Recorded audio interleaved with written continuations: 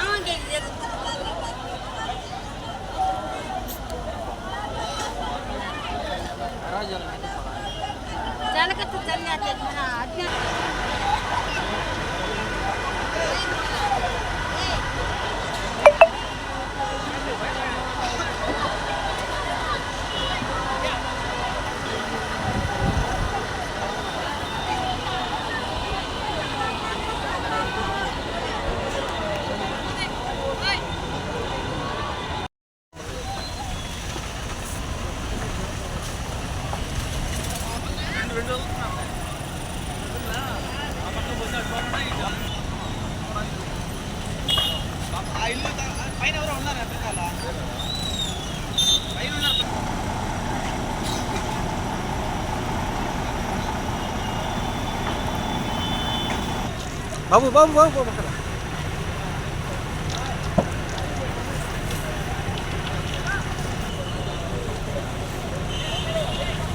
ఎవరికేం కాలేదు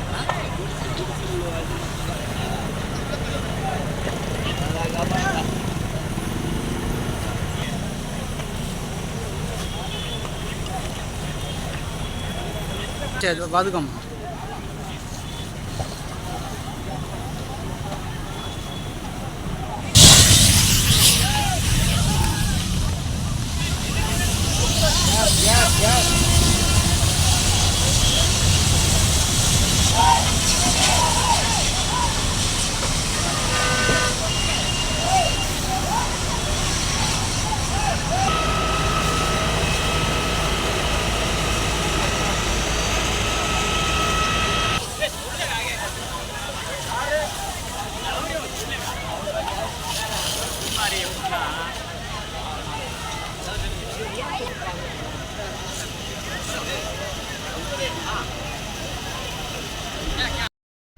గ్యాస్లో అంటుకుందా దానికి అయిపోయింది రాలేదు అసలు ఇప్పటికి అదే మొత్తం అయిపోయింది రాదా అసలు వస్తుంది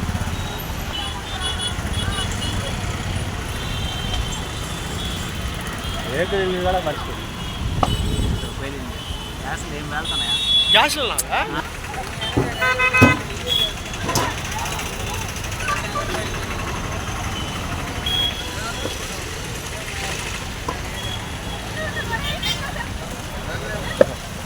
రేకులు ఉంటాయి కదా అవి వెళ్ళిపోతుంది ఏమైంది ఏమో కాలిపోతుంది దేనివల్ల ఏమన్నా తెలుసా లేదంటమా అదిగో ఇల్లు కాలిపోతుంది ఇదిగో దీని మీద కూడా పైన గారు నువ్వు కూడా చేయను నువ్వు చేయలే ఫోన్ ఆడించి సిలిండర్ హేకి అందరూ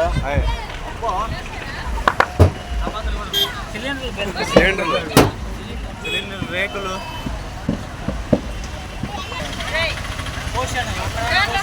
ఇలా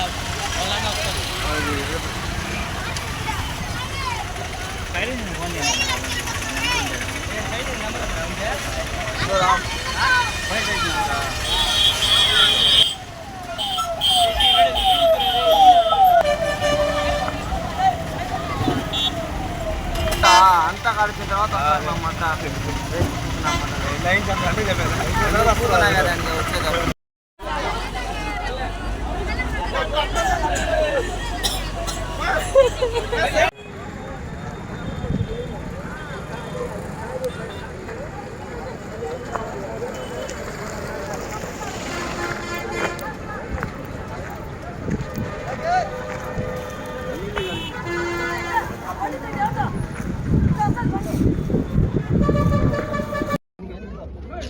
నారాయణ గారు సొంత నిధులు మళ్ళా కలెక్టర్ గారు ఇప్పుడు పంపిస్తున్నారు. మీకు గవర్నమెంట్ ప్రకారం ఏం రావాలో ఈ ఇల్లులకి ఇంకా ఏం చేయాలో కలెక్టర్ గారు చేస్తారు. ఇది తక్షణంగా నారాయణ గారు పంపించారు.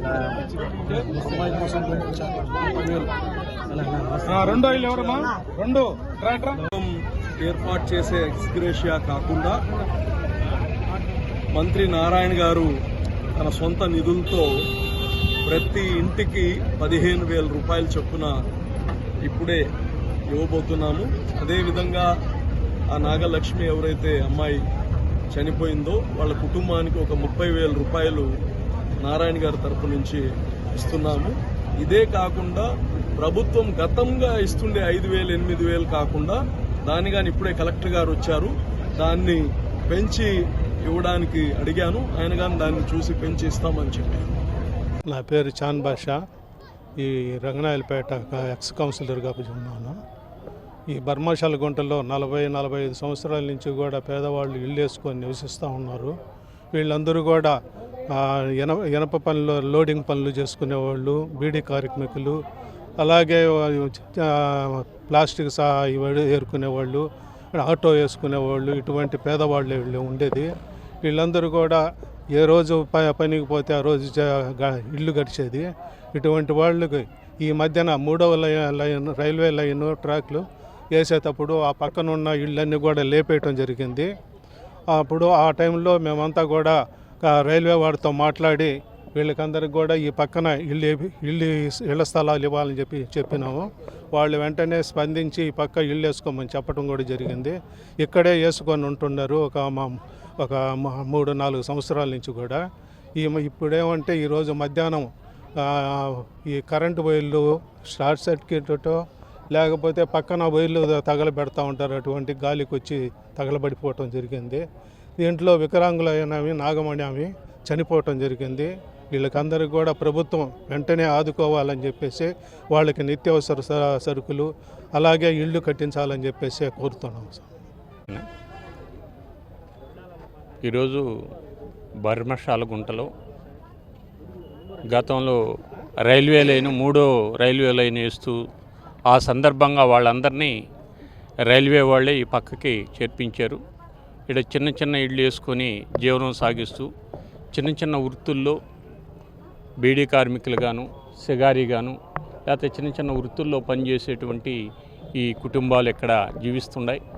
అయితే ప్రమాదవశాత్తు ఎవరు ఆడ తగలబెడితే అదంతా గాలికొచ్చి 13 ఇళ్ళు ఈరోజు ఈ బర్మాశాల గుంటలో కాలిపోవటం జరిగింది. అట్లాగనే నాగలక్ష్మి అనే అమ్మాయి కూడా దాంట్లో చనిపోవటం జరిగింది, వికలాంగురాలు. అయితే ఈ ప్రాంతంలో ఉండేటువంటి అందరూ పేదలు కాబట్టి నిరుపేదలుగా వాళ్ళ జీవనం సాగించేదానికి ఈరోజు పుట్టి ఉన్నటువంటి బట్టలతోనే బయట ఉన్నారు, మొత్తం నిరాశ్రులయ్యారు.